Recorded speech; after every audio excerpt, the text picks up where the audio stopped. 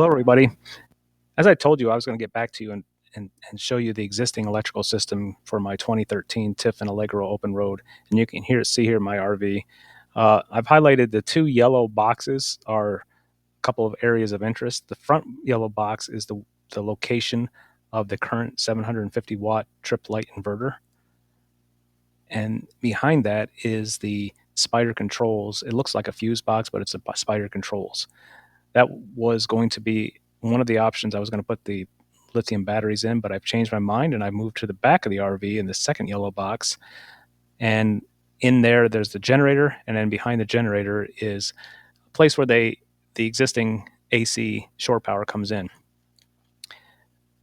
I've decided that's the location I'm going to install my two 460 amp hour Epoch lithium batteries in that location, as well as my Victron Quattro 3000 watt inverter. As you can see, today's system is shown on this diagram, and it's illustrated both the AC system and the DC.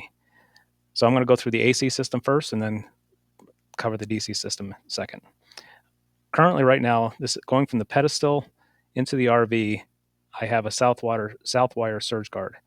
This surge guard I installed about a year ago with a junction box, so I can mount this internal to the RV, as well as be able to take it out if there's any problems, and then hardwire, just basically eliminate it. This prevents me from having to have the surge guard outside the RV.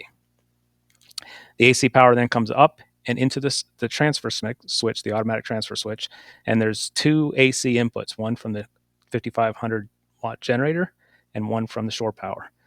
And then there's one output. The primary current, the primary alternating current that this transfer switch registers is the generator. If I plug in the shore power, you'll hear a big thunk and it transfers over to the shore power, but the default power is the generator.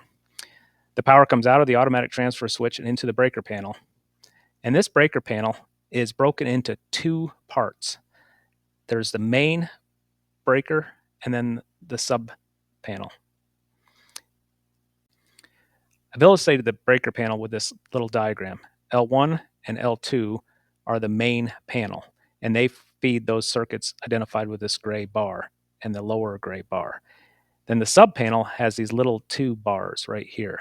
And the way this works is there is a circuit that says inverter in, so it comes out of the main panel, comes over here to the 750 watt inverter, and then passes through and then comes back into the sub panel and feeds these breakers, which are typically the entertainment system or an outlet up by the passenger seat for driving down the road in a computer. So that basically lays out the AC side of our system. Now let's focus on the DC side of the system, starting with our two 6-volt lead acid batteries that are connected in series to give us 12 volts. The first line that comes off the battery, off the positive terminal, goes directly about 12 inches away, is about a 250 amp fuse. And on that fuse, there's two sides, the unfused side and the fused side. There's three wires that come off of that, starting with the unfused side. There's one wire that goes directly to start the generator. The second wire goes up and feeds the left-hand side of the spider control panel. On that spider control panel, the left-hand side of the spider control panel are all the circuits that are active all the time. On the right-hand side, on one column, is the circuits that are only active if the salesman switch is just inside your door where you can turn off all the AC in your RV. These circuits on the right-hand side are the only ones that are active when that salesman switch is on. I've illustrated it here. Actually, I got some photographs. On the back of the spider controls, you can see that solenoid switch. When that switch by your door is on, it passes current over to the right-hand side of the spider controls. When it's off, it shuts off all of the power to the right-hand side of that fuse panel. These are on the left-hand side are all the circuits like your awning, your 12-volt refrigerator, your power shades, all those what I call non-house related 12-volt circuits. That's on the left-hand side. On the right-hand side, it comes off of here and it goes back to the fuse panel, which feeds all the rest of the 12-volt circuits. So when you hit that salesman switch by the door, it shuts off all the 12 volts that go back to this fuse panel. However, all of these stay on. So that's line number 2. Line number 3 comes off the unfused side of the circuit, comes up, and it goes to the merge solenoid, one post of the merge solenoid, and then following that merge solenoid, I have a photo that zooms in on this, comes into the unfused battery, and then on the merge solenoid, there's a little bus bar that comes over to a thermal 150 amp circuit breaker, and that line goes to the inverter.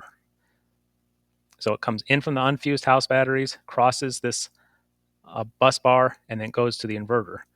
On the other side of the merge solenoid is a hydraulic pump and the chassis battery terminal. So there's two ways that merge solenoid can get activated and connect these two terminals. The first way is if when you turn your ignition on, that will connect these two terminals. And essentially what that does, it allows you to charge your house batteries from your alternator. So it passes through that merge solenoid. The second one is if on the emergency start button on your dash, if you push that, that will engage this merge solenoid so that it connects your house batteries to jumpstart your chassis batteries. So that's the purpose of this merge solenoid. So once again, coming up the unfused side of the circuit, comes up over to the merge solenoid, crosses the little bus bar through the thermal circuit breaker, and passes into the inverter. This is when the inverter is actually inverting. That's the path the electricity follows, the DC electricity follows into the inverter. And then from the inverter, the alternating current passes out up into the breaker box and feeds those three circuits that are on the right-hand side of the breaker panel. Before we leave today's system, I want to talk a little bit more about the merge solenoid because I think it's important and it was very confusing for me. On the left-hand side of this, I show a schematic of the wires. On the right-hand side is actually a top-down view of the spider control panel. The bottom is the front and this merge solenoid is in the back. And I already went through how the current passes through the merge solenoid, but I want to show you the wires as they are shown on this diagram on the left-hand side. This control board, which is inside of the spider controls, has a four-wire connector. And you can see that four-wire connector right there. And there's 2 wires out of the board, which are right here, and they come up into the merge solenoid. So the way this works is when your parking brake has to be engaged. So that's a parking brake ground. When that comes in there, you get grounded as one of the 4 wires. When you turn the ignition on, positive current flows through here into the board and then out into the merge signal, into the merge solenoid connecting the chassis battery and the house battery. That's scenario number 1. Scenario number 2 is when you push the auxiliary start switch on the dashboard, a positive current comes out of the board through that wiring harness, passes through that switch and down, and then goes up through the board and again hits the merge solenoid and connects your chassis battery and your house battery. So that is the 2 methods that merge solenoids gets engaged. Okay, that's the summary of a 2013 Tiffin Allegro open road electrical system before any modifications have been made. This is how it is directly out of the factory. Up next, I'm going to do a similar walkthrough of the future system with the 2 Epoch battery systems, the Victron componentry, and all the associated wiring with the future system. So I hope this has been helpful. Let me know if you have any questions. Thank you.